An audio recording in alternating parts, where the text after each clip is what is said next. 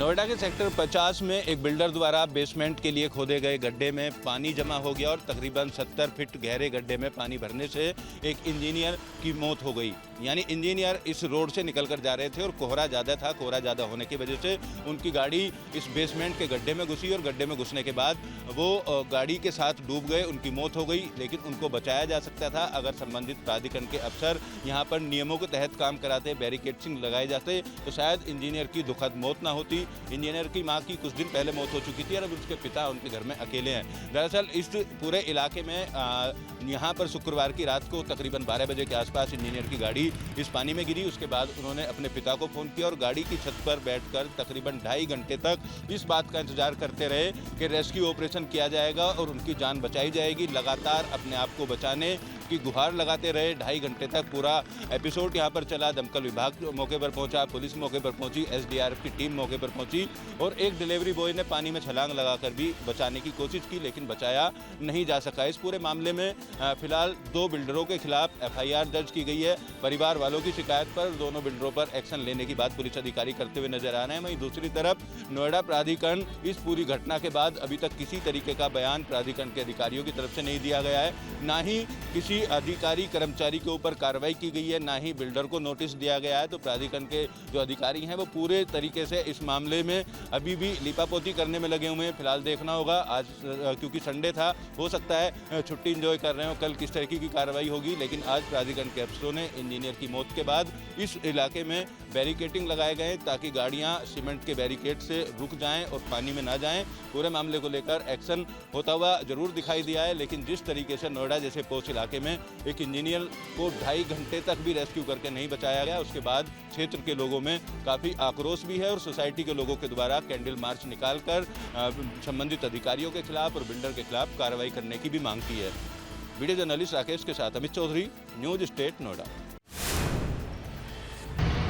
लगातार धार्मिक स्थलों पर बढ़ते रील के क्रेज ने अब चारधाम यात्रा पर भी रील बनाने वालों पर प्रतिबंध लगा दिया है। जी हां, चारधाम यात्रा की तैयारियों को लेकर हुई पहली बैठक में इस बात का निर्णय लिया गया। कमिश्नर गढ़वाल की अध्यक्षता में हुई इस बैठक में साफ तौर पर कहा गया है कि रील बनाने वालों के चक्कर में जो असल में श्रद्धालु होते हैं उनको बहुत ज़्यादा प्रतीक्षा करनी पड़ती है। पिछले 2-3 सालों से ये रील बनाने को लेकर डायरेक्टिव्स आते रहे हैं। इस बार हम लोगों ने ये फिलहाल निर्णय लिया है कि बद्रीनाथ जी में जो हमारा सिंह द्वार है उसके आगे कोई कैमरा लेके नहीं जाएगा। उसके लिए एक BKTC एक व्यवस्था ट्रॉक रूम की रखेगी, जहां पर अपने कैमरे को आप मोबाइल को डिपॉजिट करिए, दर्शन करिए, अपना वीडियो लीजिए और बाहर निकलिए। सिमिलरली जो केदारनाथ जी में जो चबूतरे वाली एरिया है वहां पर भी कहा गया है कि नहीं, ये धार्मिक यात्रा है, हम दूसरी श्रद्धा से आते हैं।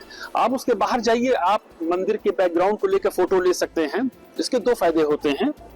एक तो जो अननेसेसरी लोग आ जाते हैं और आधे 1-1 घंटे उसी परिसर में घूमते हैं, तो जो वास्तव में श्रद्धालु होते हैं उनको भी प्रतीक्षा का सामना करना पड़ता है। ये जो धार्मिक मान्यताएं लगातार रील बनाने के चक्कर में टूटती आ रही हैं, उन पर भी कहीं ना कहीं अंकुश लगेगा। न्यूज स्टेट के लिए देहरादून से महावीर नेगी। अवैध कफ सिरप तस्करी मामले में अब ईडी का शिकंजा धीरे धीरे कसना शुरू हो चुका है। दरअसल मास्टरमाइंड शुभम जायसवाल ने एक महिला बिल्डर को बीते दिनों करीब 22 करोड़ रुपए ट्रांसफर किए थे। ये महिला बिल्डर बनारस यानी वाराणसी की रहने वाली है।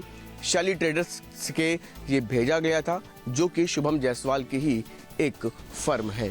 फिलहाल अब इससे जुड़ी हुई तमाम जानकारियों को जुटाया जा रहा है। ईडी मनी लॉन्ड्रिंग समेत उन तमाम पहलुओं पर अपनी जांच को तेजी के साथ आगे बढ़ाई जा रही है।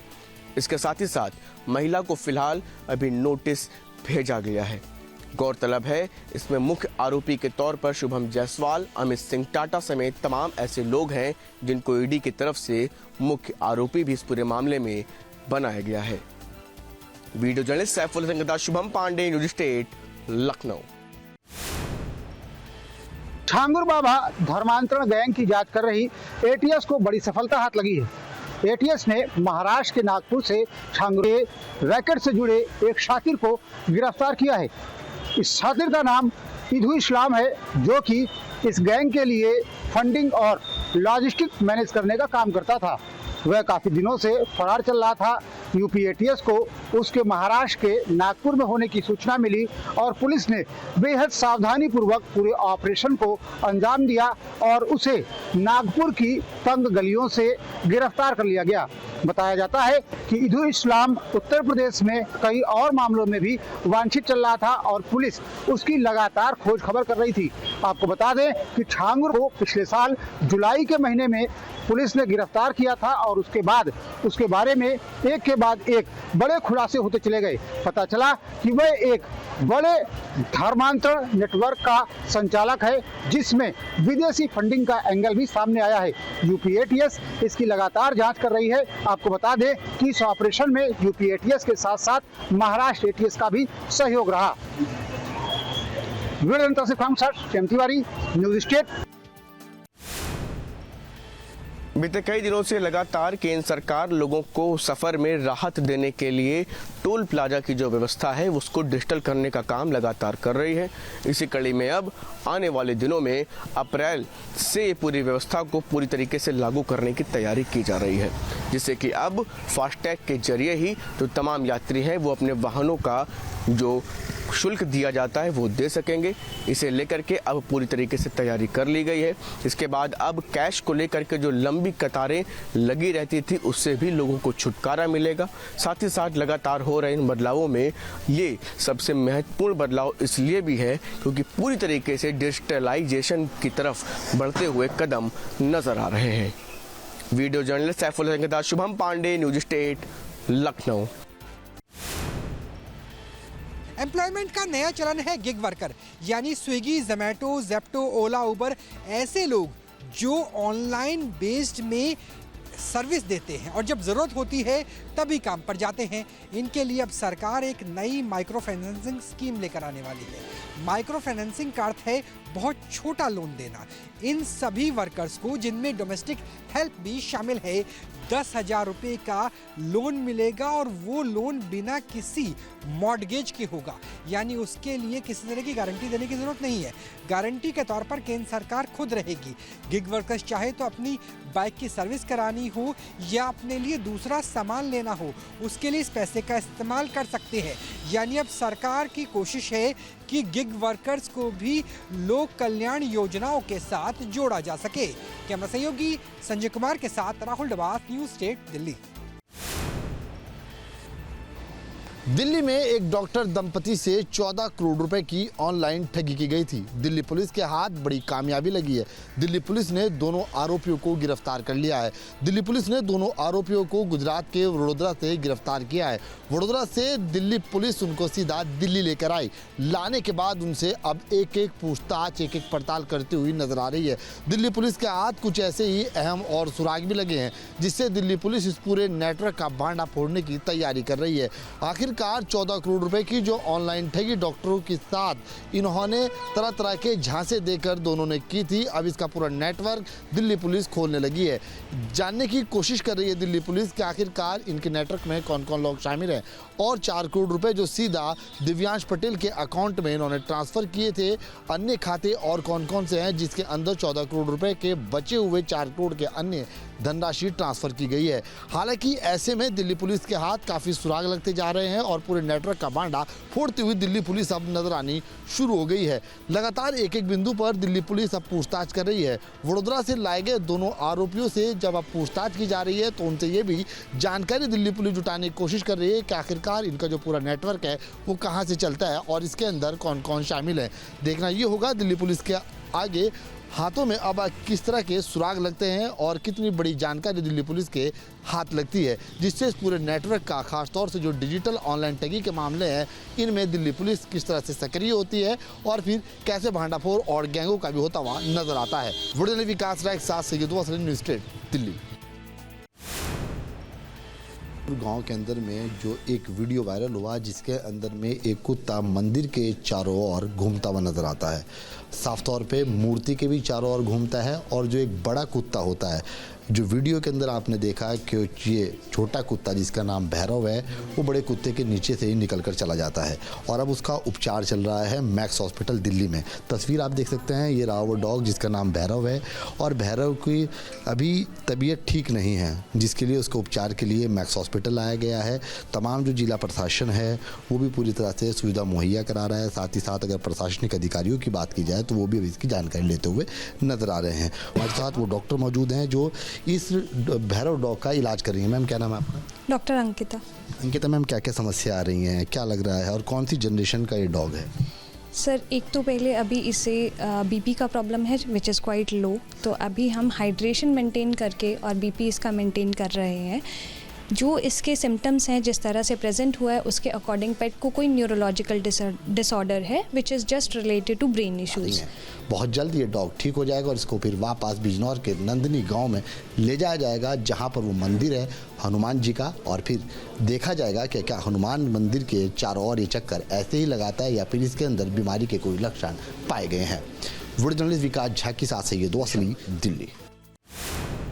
मधेपुरा के जननायक कर्पूरी ठाकुर मेडिकल कॉलेज में शनिवार की शाम उस समय अफरा तफरी का माहौल उत्पन्न हो गया जब एक साथ 50 से अधिक बच्चों को भर्ती कराया गया। बताया जा रहा है कि सिंहेश्वर प्रखंड अंतर्गत इटहरी गोहमनी स्थित गोहमनी मध्य विद्यालय में शनिवार को मिड डे मील का मध्याह्न भोजन करने के बाद 50 से अधिक बच्चों की तबीयत बिगड़ गई। इस मामले की जानकारी देते हुए स्कूली छात्रों ने बताया कि शनिवार को खिचड़ी चोखा दिया गया था और भोजन करने के बाद अचानक सभी बच्चों को उल्टी आना, पेट में दर्द और चक्कर आने जैसी लक्षण दिखाई दिए। वहीं एक बच्चे ने बताया कि खाना में छिपकली गिरा हुआ था। जब इस बात की शिकायत स्कूल की रसोइया से की गई तो रसोइया ने उनकी थाली छीनकर मामले को दबाने का प्रयास किया, जिसके बाद सभी बच्चे को आनन फानन में छुट्टी दे दी गई। लेकिन घर पहुंचे बच्चे अचानक बीमार होने लगे, जिसके बाद अभिभावक एवं स्थानीय जनप्रतिनिधियों की मदद से 50 से अधिक बच्चों को जननायक कर्पूरी ठाकुर मेडिकल कॉलेज के इमरजेंसी वार्ड में भर्ती कराया गया, जहां उनका इलाज किया जा रहा था। वहीं घटना की सूचना पाते ही जिला शिक्षा पदाधिकारी संजय कुमार भागे भागे जननायक कर्पूरी ठाकुर मेडिकल कॉलेज अस्पताल पहुंचे, जहां उन्होंने इलाजरत बच्चों से बातचीत की और स्थिति का जायजा लिया। इसके साथ ही उन्होंने मीडिया से बातचीत करते हुए कहा कि ये मामला मध्याह्न भोजन में गड़बड़ी का एवं लापरवाही का प्रतीत हो रहा है। उन्होंने कहा कि इस मामले की जांच कराई जाएगी और इसमें जो भी दोषी पाए जाएंगे उन पर सख्त कार्रवाई की जाएगी। रविकांत कुमार, मधेपुरा। झांसी में एक बार फिर रफ्तार का कहर देखने को मिला, जहां एक बेकाबू डंपर ने टोल पर खड़ी 2 गाड़ियों को पहले टक्कर मारी, उसके बाद टोल कर्मी को कुचलता हुआ भाग गया। यह पूरी वारदात टोल पर लगे सीसीटीवी कैमरे में कैद हो गई, जिसका वीडियो अब सोशल मीडिया पर जमकर वायरल हो रहा है। वहीं घटना की सूचना पर पहुंची पुलिस पूरे मामले की जांच पड़ताल में जुट गई है। आपको बता दें कि झांसी के मोड़ थाना क्षेत्र के सेमरी टोल प्लाजा पर विगत दिवस एक बेकाबू डंपर ने टोल पर खड़ी 2 गाड़ियों को पहले टक्कर मारी, जिसकी चपेट में एक टोल कर्मी आया और उसे करीब 50 मीटर तक घसीटते हुए डंपर ले गया। और यह पूरी वारदात टोल पर लगे सीसीटीवी कैमरे में कैद हो गई, जिसका वीडियो अब सोशल मीडिया पर वायरल हो रहा है। वहीं घायल टोल कर्मी को झांसी के मेडिकल कॉलेज में भर्ती कराया गया है, जहां वह जिंदगी और मौत से जूझ रहा है। सहयोगी कैमरामैन के साथ रवि परिहार, न्यूज स्टेट, झांसी। हम इस वक्त मौजूद हैं नेशनल हाईवे पर और ये हाईवे जो है जबलपुर मध्य प्रदेश से छत्तीसगढ़ को जोड़ता है। यहाँ से रायपुर मंडला के लिए रास्ता जाते हैं। और हम बता दें आज का जो रविवार है वो यहाँ के मजदूरों के लिए काल बनकर आया, यानी हम कह सकते हैं काल का रविवार था। इधर पे अभी हाईवे पर जो है इन जालियों पे काम चल रहा है, रोड डिवाइडर पे काम चल रहा है। इनकी सफाई को लेकर आज काम चल रहा था। कुछ मजदूर थे जो यहाँ सफाई कर काम कर रहे थे। तेज रफ्तार कार, क्रिएटा कार वहाँ से आती है और लगभग 8 से 10 मजदूरों को यहाँ से घायल करती हुई आगे निकल जाती है। इतना ही नहीं, इस पूरे हादसे में 2 मजदूरों की स्पॉट पे ही मौत हो गई। अब आपको हम दिखाना चाहेंगे कि ये 2 मजदूरों के वो टिफिन हैं जो खुल भी नहीं पाए, जो खाना खा रहे थे। ये टिफिन एक काफ़ी दूर पर उचक कर आ गया है और ये इसकी आप देख सकते हैं कि ये स्टेनलेस स्टील का बना हुआ है और इसमें ये अंदाज लगा सकते हैं कि कार की रफ्तार कितनी तेज होगी कि स्पीड से ये पूरी तरह से पिचक गया, क्योंकि इसे मोड़ना या पिचकाना बहुत टेढ़ी खीर है, क्योंकि ये जो काफ़ी मजबूत होता है, स्टेनलेस स्टील से बना हुआ होता है।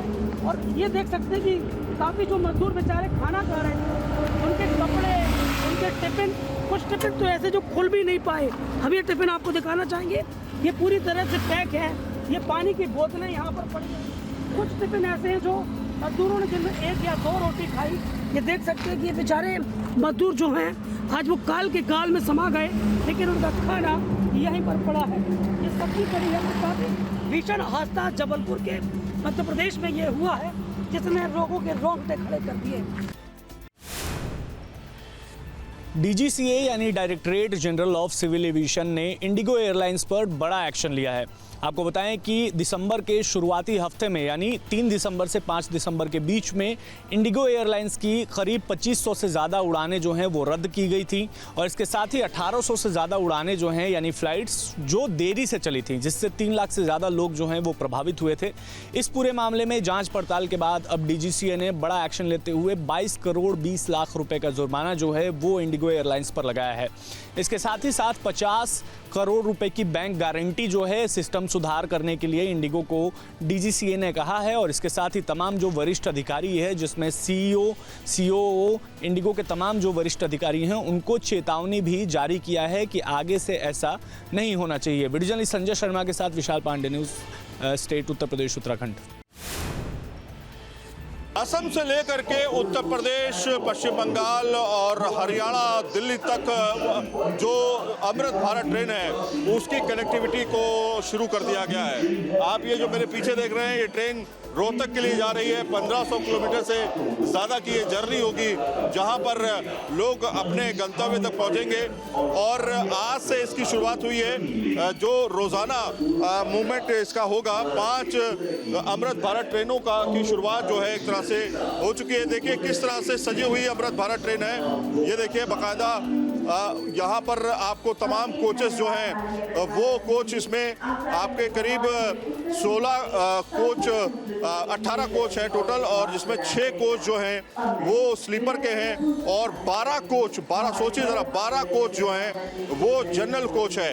और ऐसे में ये वंदे भारत के बाद जो है अमृत भारत ट्रेन जो है वो अलग अलग राज्यों को कनेक्टिविटी देगी। देखिए हरी झंडी दिखा दी है टीटी साहब ने, और यहाँ से मूवमेंट करती हुई ये ट्रेन जो है पूरी तरीके से इलेक्ट्रिक ट्रेन जो है यहाँ से निकाल दी गई है। ये देखिए आप जा रही है सीधे रोहतक के लिए।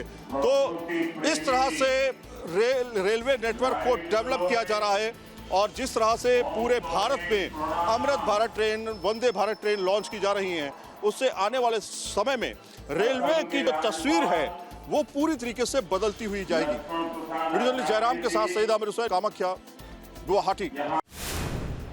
इन दिनों केंद्र सरकार के द्वारा भले ही रोजगार और पलायन रोकने की कवायद चल रही हो, लेकिन बेगूसराय में कुछ ऐसा नज़ारा सामने आया है जिसको लेकर स्थानीय मजदूर और स्थानीय कंपनी के जितने भी कर्मी हैं सब में हाहाकार मचा हुआ। हमारी मौजूदगी ऐसे में बेगूसराय बरौनी के असरारी इलाके में है और आप देख सकते हैं ये इथेनॉल कंपनी है। यहाँ तमाम मजदूर सैकड़ों की तादाद में बरसों से यहाँ काम कर रहे हैं।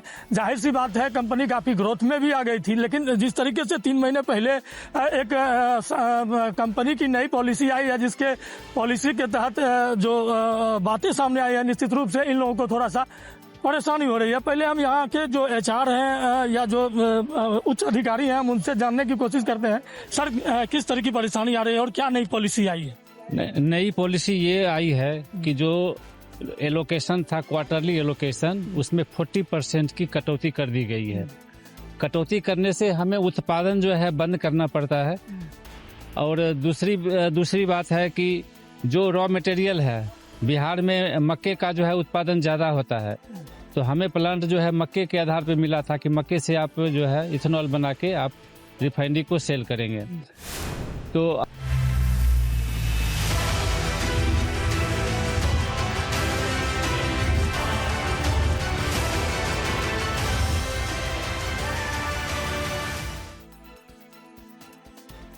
आपके आपके मोबाइल पर तुरंत आएगी ब्रेकिंग न्यूज। स्क्रीन पर सबसे पहले दिखेगी बड़ी खबर, देश दुनिया की हर खबर एक जगह। अब आपके मोबाइल पर तुरंत फटाफट इंस्टॉल कीजिए न्यूज नेशन ऐप और रखिए खुद को अपडेट।